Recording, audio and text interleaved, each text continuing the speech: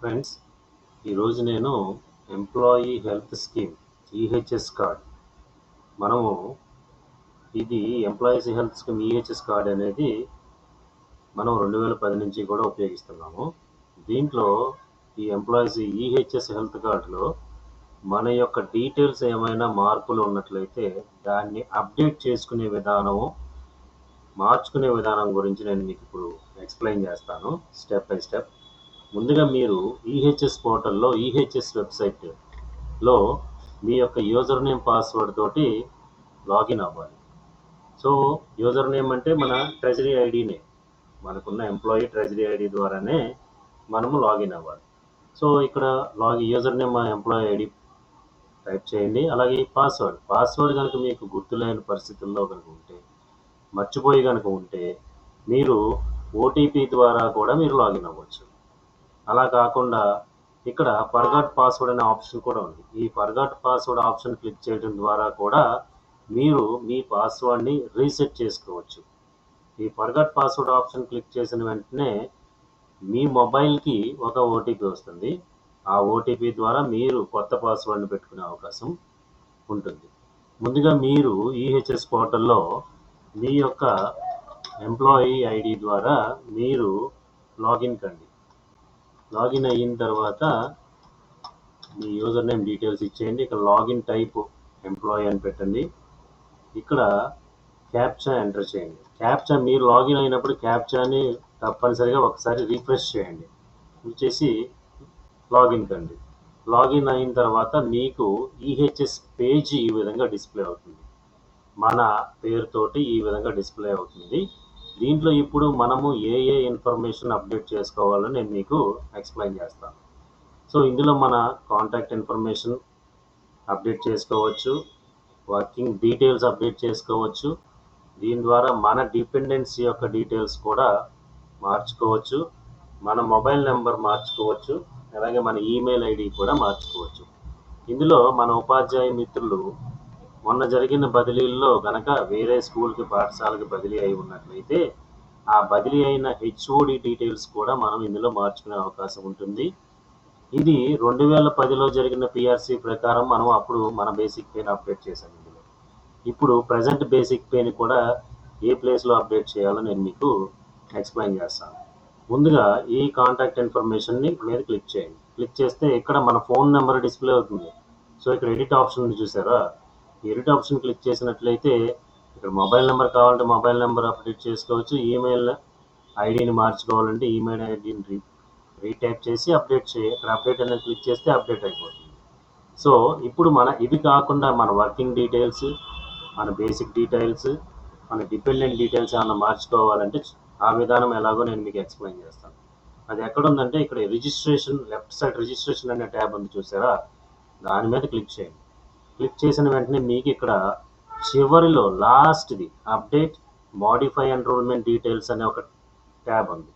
దీంట్లో ఇప్పుడు మనం మన డీటెయిల్స్ మోడిఫై చేయాలనుకుంటున్నాం కాబట్టి దాంట్లో ఈ క్రియేట్ న్యూ మోడిఫికేషన్ కాబట్టి క్రియేట్ న్యూ అనే దాని మీద క్లిక్ చేయాలి.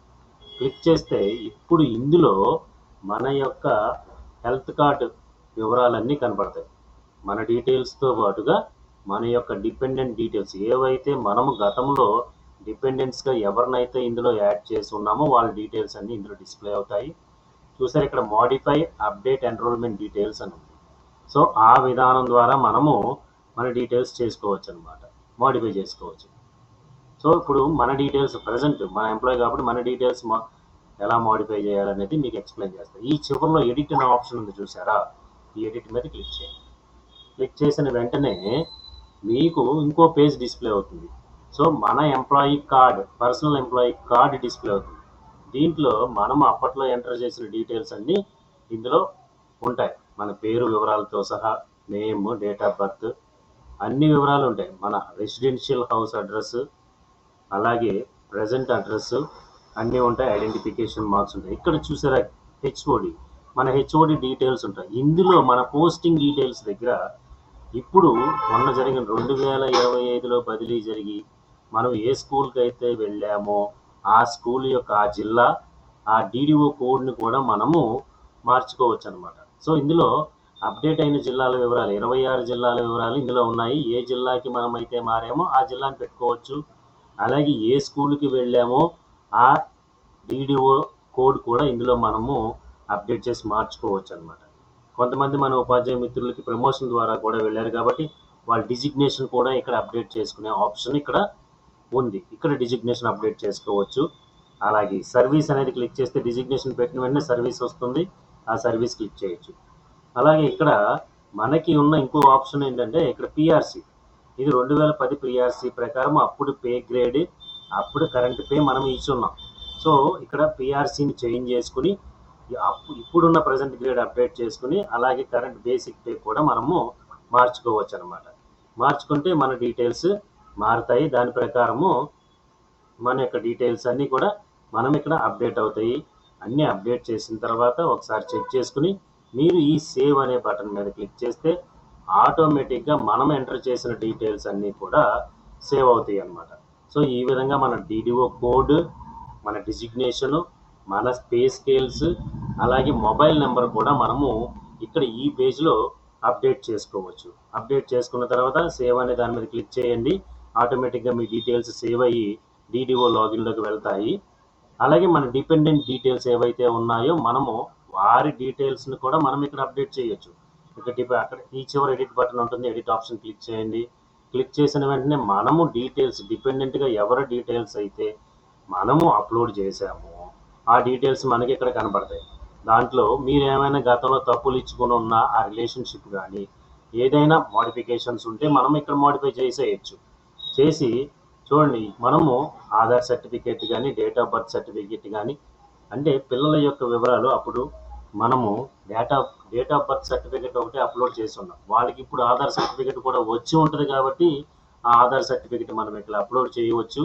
అలాగే గతంలో పాతవి ఏవైతే అటాచ్మెంట్లు మనము వీళ్ళకి ఇచ్చున్నామో దాన్ని ఇక్కడ క్లిక్ చేయడం ద్వారా వ్యూ ఎగ్జిస్టింగ్ ఫోటో అటాచ్మెంట్, గతంలో ఏదైతే మనము అప్లోడ్ చేసామో అది చెక్ చేసుకుని దీన్ని క్లిక్ చేయడం ద్వారా మనం చెక్ చేసుకోవచ్చు. అలాగే ఇక్కడ రిమార్క్స్లో మనము కొత్తది ఏదైతే అప్డేట్ చేసి అప్లోడ్ చేసామో అది రిమార్క్స్లో మనం ఎంటర్ చేసి సబ్మిట్ కొట్టాలి. సబ్మిట్ కొట్టిన వెంటనే ఆటోమేటిక్గా ఈ డీటెయిల్స్ డిపెండెంట్ యొక్క డీటెయిల్స్ సేవ్ అవుతాయి. అలా మన డిపెండెంట్ డీటెయిల్స్ ప్రతి ఒక్కరిది కూడా ఎడిట్ చేసుకుని చెక్ చేసుకోండి. చెక్ చేసుకుని వాళ్ళ ఏమైనా చేంజెస్ ఉంటే మనము ఈజీగా ఇక్కడ మనము చేంజెస్ చేసుకోవచ్చు.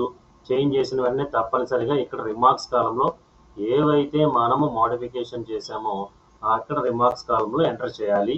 అలాగే సబ్మిట్ కొట్టాలన్నమాట.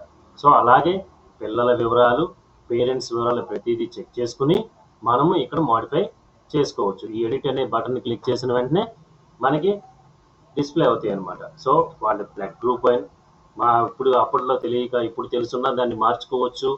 అలాగే రిలేషన్షిప్ ఏమన్నా చేంజెస్ ఉంటే మార్చుకోవచ్చు. అన్నీ చేసుకోవచ్చు. ఇక్కడ చూసారా, గతంలో నేను డేట్ ఆఫ్ బర్త్ సర్టిఫికేట్ మాత్రమే నేను అప్లోడ్ చేశాను. సో ఇప్పుడు ఇక్కడ ఆధార్ వచ్చింది కాబట్టి ఇక్కడ ఆధార్ అటాచ్మెంట్ నేను ఇవ్వచ్చు. ఈ ఆధార్ అటాచ్మెంట్ చేసి నేను ఇక్కడ అప్లోడ్ చేసి ఇక్కడ అప్డేటెడ్ ఆధార్ సర్టిఫికేట్ అని రిమార్క్స్లో నేను టైప్ చేసి సబ్మిట్ చేస్తే ఆటోమేటిక్గా ఆ డీటెయిల్స్ అన్నీ సేవ్ అవుతాయి అన్నమాట.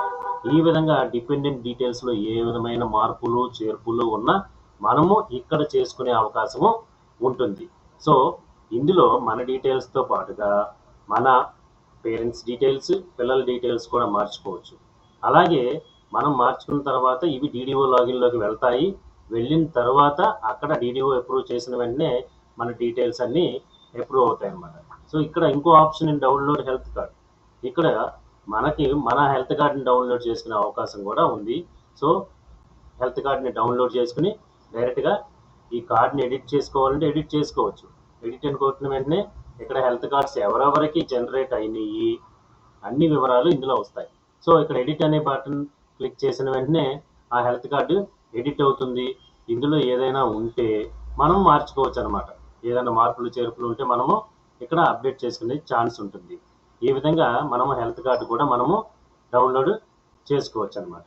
ఫ్రెండ్స్, ఈ వీడియోలో నేను ఎక్స్ప్లెయిన్ చేసిన కంటెంట్ కనుక మీకు నచ్చినట్లయితే దీన్ని లైక్ చేయండి, అలాగే సబ్స్క్రైబ్ చేయండి. Thank you for watching.